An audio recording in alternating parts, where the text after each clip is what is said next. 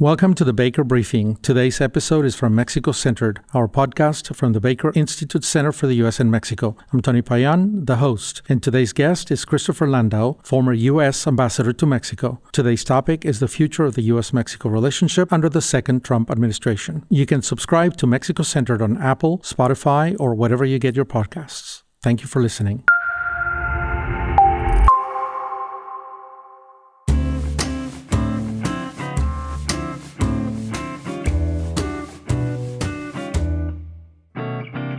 On the campaign trail, Mexico was very much in Donald Trump's crosshairs. Now that he's set to return to office, his pledges, including mass deportation of undocumented immigrants, a 25% tariff on Mexican goods and services, and a war on drug cartels, could indeed become a reality. What could these policies look like in practice, and how will they shape the future of U.S. Mexico relations? How might Claudia Sheinbaum, Mexico's president, respond to this more hawkish ideological shift in U.S. politics? Here to explore what lies ahead is Christoper Landau, who served as U.S. Ambassador to Mexico from 2019 to 2021, bridging the first Trump administration and the Biden administration, and overseeing the ratification and entry into force of the USMCA, the current North American Free Trade Agreement. I'm Tony Payan, Director of the Center for the U.S. and Mexico at Rice University's Baker Institute for Public Policy in Houston, Texas, and this is Mexico Centered. Welcome, Ambassador. Happy to have you here. It's my pleasure to be here. Thank you for inviting me. Yes, it's good to have you at the Institute. I remember we had to cancel your visit back in March 2020. I'm still scarred by that. I think somewhere in my files, I still have the speech that I had written to deliver then. So hopefully this podcast can make up in some way for that missing speech. Well, let me just say at the outset, I'm here obviously as a private citizen right now. I mean, we're in December in the transition period. I'm not affiliated with the Trump campaign or the Trump transition. So I'm speaking as a private citizen. Thank you. And thank you for joining us, and glad to have you here at the Baker Institute. So Mr. Trump is coming back into office. You obviously have a relationship with him. You were his ambassador to Mexico for several years. And not only that, but you got to see all the different things that were going on in Mexico under the López Obrador administration. And of course, you oversaw the transition from NAFTA to the USMCA. So it must have been a very interesting time. The issues are going to be the same. One of them is, of course, immigration. Tell us a little bit about immigration when you were ambassador, how you dealt with it, and what we can expect under the new Trump administration, especially because he has made some promises on the issue of immigration. And how is that going to affect, in your view, the binational relationship?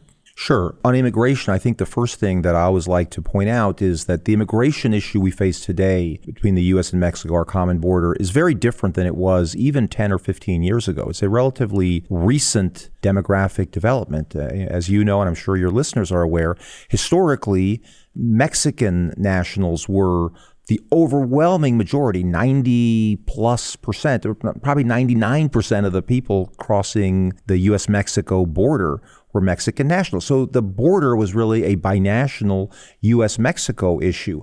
That started to change about 10 years ago. We saw some of the first unaccompanied minors from Central America and other places come up. And I think that posed challenges. It's one of the reasons that the border was an issue in 2016 when President Trump ran and won the first time. And it posed practical challenges because our immigration system was built, in a sense, to deal with the reality that it had long confronted, which was adult male Mexicans crossing the border, particularly during Mexico's big demographic boom in the 90s and 2000s, was somewhat of a safety valve for Mexico, and there was a mass migration. But the migration we face nowadays, I think, creates challenges insofar as our system really isn't set up to create expedited removal and some of the other legal mechanisms that have traditionally been used to deal with the crisis when it was Mexicans. But at the same time, I think probably the most relevant answer to your question is, I think the current situation where Mexicans are now the minority of people crossing the border. The statistics I've seen are anywhere from about a quarter to a third of the people, it obviously varies day to day, that are encountered by CBP at the border are Mexican nationals.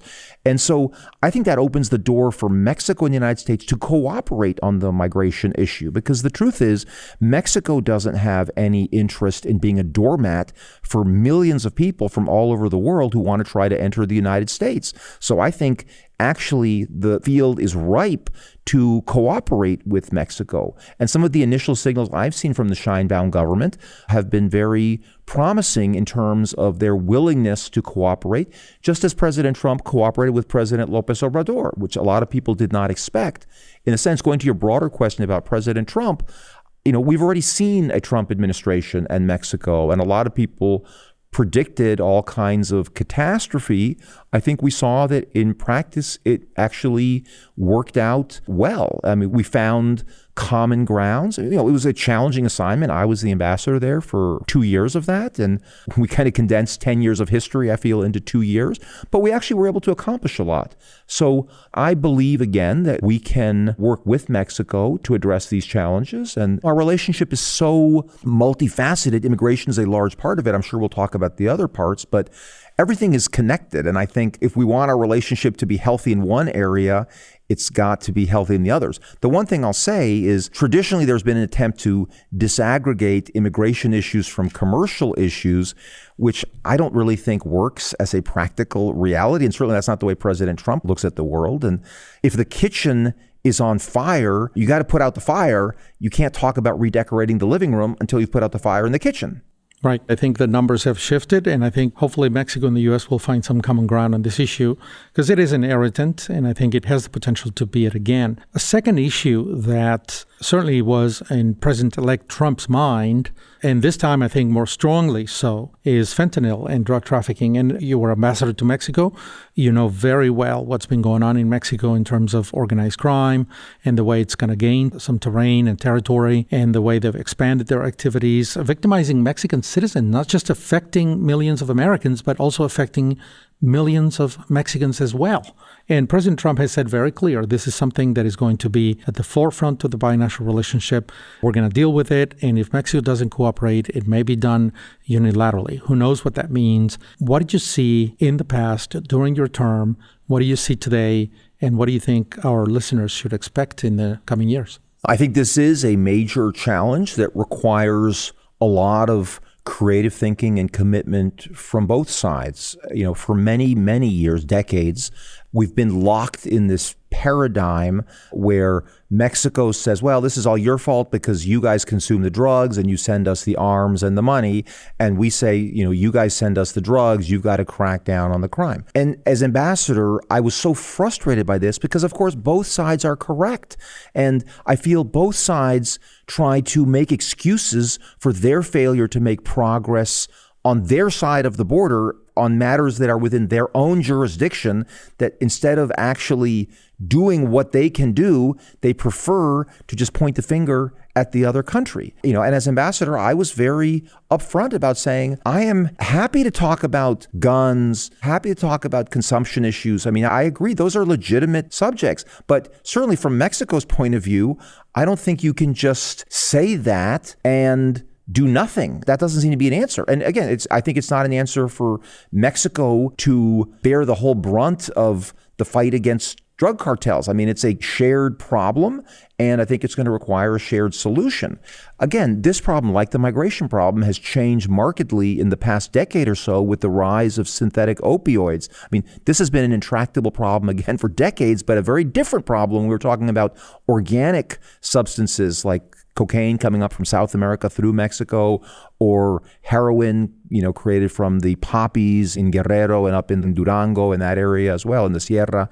But now you used to have farmers cultivating acres of crops, which were an open site, and we still weren't able to eradicate that successfully. Now you get the precursor chemicals for fentanyl. You can be in your lab in a basement in Culiacan or in Mexico City or in Guadalajara, and you can create enough of these substances, these synthetic opioids, to basically kill a person with the equivalent of 1 grain of salt or of sand. So 1 brick of these substances is enough to kill an entire town, let's say. And so it makes the challenge much more daunting.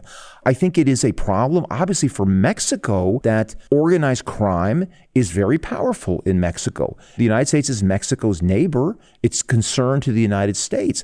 I also think we have recognized from our experiences in Afghanistan and Iraq that we have to look at these problems with a sense of humility, right? We can't just wave a magic wand and the problem is solved. We can't be the world's policeman. Mexico has had a lot of these challenges of domestic security going back to the vice-regal days or even before, right? I mean, it's never had a truly effective system of civilian law enforcement throughout the country. That there's been problems throughout its history.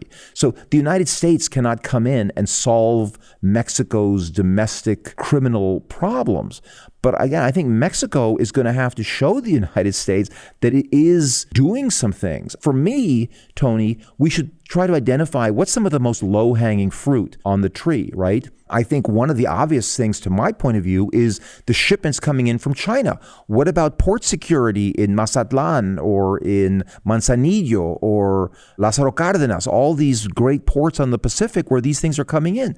I realize it's not easy, but there are certainly protocols and methods to try to do this. While I was ambassador, the President López Obrador took the aduanas out of there and put the military in. I haven't really been seeing how that has actually operated. But, there's obviously a lot of corruption in Mexico. So I don't think President Trump is going to sit by and just say, this is fine, we can live with this. By the same token, I think Mexico has to be clear in terms of what we can do as the United States. Let me give you one example. Everybody likes to talk about the guns. The entire time I was ambassador, the entire time for almost 2 years, I went to Mexican government officials. I said, we are willing to donate to you some non-intrusive arches that will search for the guns at the border, right? And they will do an x-ray, basically. They never accepted them. And they were giving me excuses. And I talked to the head of every division. And, I think they were concerned because this could be considered to be Iniciativa Mérida.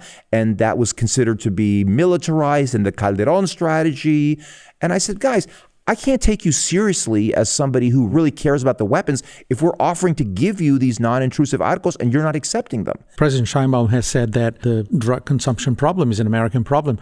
The reality is that there's a lot of drug consumption in Mexico too, but there are no studies because I think the money to look at drug addiction in Mexico has dried up. So it may be more of a joint problem than we think. It could be. Look, Mexico has certain family structures and the economic realities have, for whatever reason, I think traditionally there's been less drug consumption in Mexico writ large.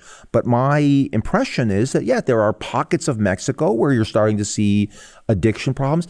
And again, we have to break out of this attitude of, no, it's your fault, okay? This is your consumption. Or where we just say to Mexico, it's all your fault. I mean, we're never going to solve the problem if we spend more energy critiquing each other than fighting the drug cartels.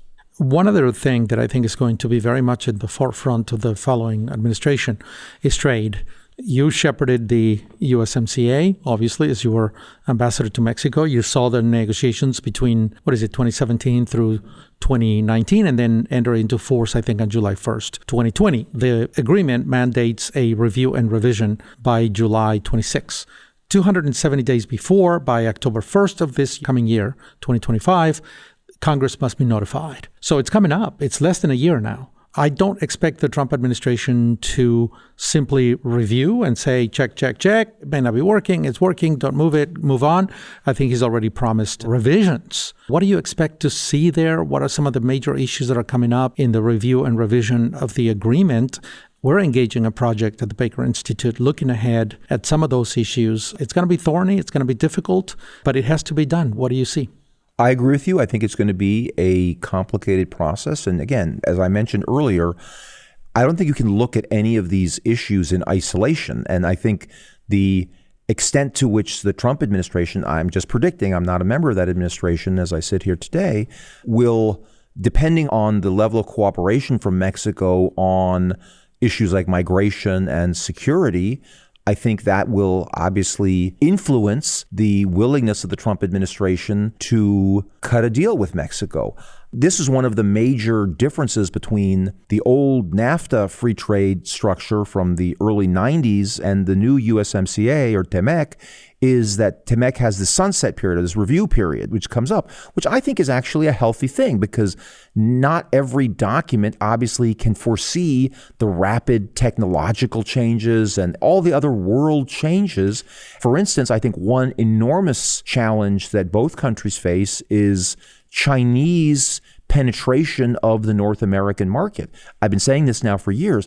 If there's the reality or the perception that Mexico is using the USMCA as a springboard for Chinese goods to evade the direct tariffs that are being placed on China, if they can avoid the 25% tariff on products from China by shipping to Mexico or manufacturing in Mexico and then sending Chinese goods into the United States from Mexico, that's going to be a big problem. Again, the Chinese are very resourceful at coming up with holes. When you create a system, the Chinese are immediately poking for the holes in the system. And I think there are some holes in this, specifically with respect to China. I mean, to me, the biggest issue that we've got to confront is Chinese electric vehicles. The plans are very substantial.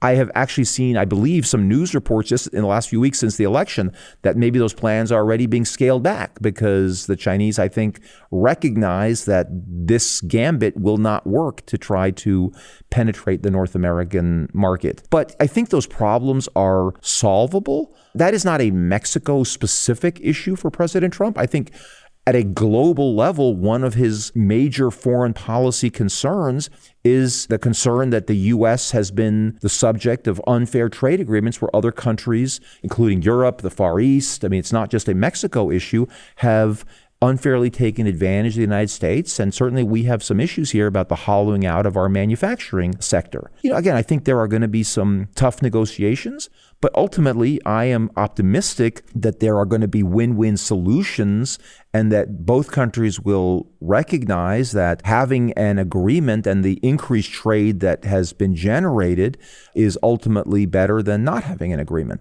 But who knows? Time will tell. I'm glad you're talking to foreign policy because clearly it looks like Senator Marco Rubio of Florida is going to be the Secretary of State. I don't think he'll have any problems being confirmed, and he's made it very clear that he's going to create an alliance of friendly governments in Latin America. I think he's talking perhaps Argentina, El Salvador, and such. But we've seen Mexico's foreign policy drift away bit by bit towards an alliance with some questionable regimes, Venezuela, Cuba, Nicaragua, and defend them and send oil to them. He's already spoken to the issue of Mexico's oil subsidies, gasoline subsidies to Cuba, and things like that. A new surprise may come to Mexico from the State Department. Rubio is obviously a Hispanic American, a Cuban American. He's got a very personal history with Latin America. He certainly believes certain things. What do you see there? I mean, it may get a little rocky for the foreign ministry in Mexico and the State Department under Marco Rubio. It could. I mean, the flip side of that is that I think he will be the Secretary of State most interested and engaged in Latin American affairs probably in our lifetimes. And so I think that itself is a very valuable commodity in a sense for the region, which I am a strong believer has been put in the back seat for far too long. Again, one of the reasons I wanted the job in Mexico was precisely because I am convinced that our own national security and prosperity here in the United States depends critically on the relationship with Mexico in particular, but with the region in general. And I think we have not done enough over the years to keep up the focus to have anything that even could be coherently called a policy towards Latin America. We've just been drifting on autopilot for many, many years across administrations of both political parties. And I think it is time to re-engage with the hemisphere. It worries me a little bit, or worries is probably the wrong word, but as you know, and your listeners I'm sure will know, I mean, Mexico in my lifetime, certainly in the 70s, was very much into the tercermundismo. This is in the López Portillo and Echeverría administrations. Mexico always kind of made a point of being chummy with some of the leftist regimes, with Cuba, and that was kind of the centerpiece of Mexican foreign policy, I think, was kind of to always be on good terms with the United States, but always to poke the United States too, to show a certain amount of distance. I actually thought that during the López Obrador administration, this kind of traditional attitude of the PRI of the 70s and 80s was mercifully gone. I mean, one of the things about both López Obrador and Trump is that both of them, I think, are somewhat free of the orthodoxies of their own parties and would often say and do things in a kind of a new way. And López Obrador, I thought, was remarkably aligned with the United States in his policies. He was not looking to create waves in the relationship with the United States. And I mean, his first trip was to Washington, his first international trip as president, to see President Trump. And, I think he was not looking to be a regional leader to stand up to the United States. I think he was very focused on Mexican domestic politics. I'm a little bit concerned about some of the things we've been seeing lately in Mexico, if it will kind of go back to that model, which I don't think is healthy for both countries. I'm not sure how much runway Mexico has to pursue those kind of foreign policies now that it's so much more dependent on the United States. I mean, those policies were remnants of the distant neighbors period, right? I don't see how you can be the main commercial partner of the United States and trying to renegotiate the trade agreement and then sticking it to us on, Cuba, Venezuela, whatever. I think that's going to be a very delicate dance for Mexico. Yeah, just a couple more things. One, I'm a firm believer in a North America, Canada, the United States, and Mexico working in tandem to create a prosperous, strong, democratic region. I don't feel that Washington and Mexico are on the same page these days. I think Ottawa is a little bit concerned. We had a conversation, a workshop this afternoon on this issue. It looks like on China, for example, Canada is certainly aligning its interests with those of the United States. Mexico is still kind of hesitant. You brought that up a little bit ago. Is North America something that we should aspire to? What are the obstacles to do that? How can we get North America going again? I may have slightly different premises to start out with. I mean, I'm a strong nationalist for the United States. I mean, I still believe that the basis of the international order is different sovereign states advocating for their own sovereign interests and, obviously cooperating with other sovereigns when it's in their own self-interest. I think there are reasons as North America that we can be stronger together. But I personally think it's somewhat fanciful to think of North America as a region akin to Europe, let's say, just given the dramatic economic, cultural differences. And, the Mexican government is a nationalist government, too. I mean, López Obrador is a nationalist. I think for that reason, we're able to kind of understand each other during the Trump administration, because I think, frankly, the biggest divide of our time on the international scene is not between different nationalists. It's between nationalism itself and globalism. And I think I consider myself, and certainly President Trump, is on the nationalist side of that. So, certainly that is where the U.S. foreign policy will be for the next 4 years. I don't think that has to be hostile to Mexico or North American cooperation. I think it just understands that in a slightly different framework than somebody who just comes at it from the starting point from a more regional perspective. If asked, would you go back to Mexico? I love that job, and I don't feel like I finished that job, so we shall see.